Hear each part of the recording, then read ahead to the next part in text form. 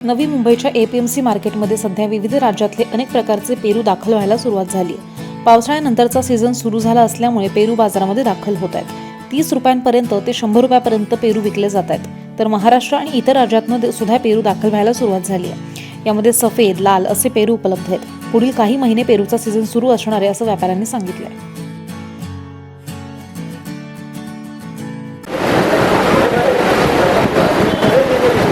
काय सांगाल सध्या पेरूचं डिमांड वाढले, काय कारण आहे, काय पेरूमध्ये सी विटॅमिन जास्त प्रमाणात आहे आणि डायजेशन खूप चांगल्या प्रमाणात होतं।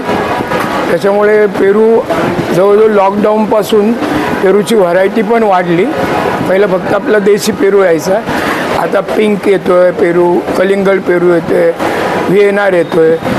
त्या पेरूने बॉडीसाठी खूप जास्त फायद्याचं फळ आहे। रक्त पातळ करणे, शुगरवाल्यांचं शुगर कंट्रोल करणे, अशा सगळ्या गोष्टी पेरूमध्ये खूप आहेत। प्रामुख्याने कोरोनानंतर याची जास्त मागणी आणि लागवड पण भरपूर प्रमाणात आहे। पेरूला कमीत कमी 30 रुपये किलो बाजार आहे, तर जास्तीत जास्त 100 रुपये किलो आत्ताच्या यावेळेला बाजार आहे। पेरू आत्ता सध्या महाराष्ट्रातला जास्त येतो आहे, मध्य प्रदेशमधनं पण येत असतो आहे, थोडा साऊथमधून पण येत असतो। आत्ता महाराष्ट्राचं सुरू आहे।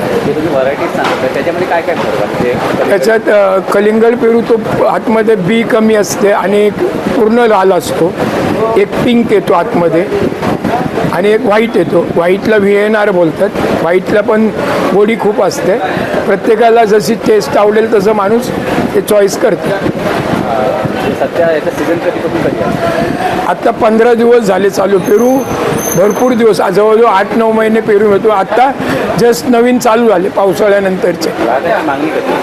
आहे बऱ्या प्रमाणात आहे, गिराईक जास्त पेरू पसंत करतात। असं पण पेरूने डायजेशन खूप चांगलं होतं, त्याच्यामुळे पहिले पण पेरू खायचे, पण आता या व्हरायट्या जास्त वाढल्यात त्याने अजून फरक पडला आणि करोनापासून त्याचं जास्त माहिती लोकांना कळाली। बाहेर थोडं डिमांड आहे ना, जातं ना, एक्सपोर्ट पण होतं पेरू एक्सपोर्ट।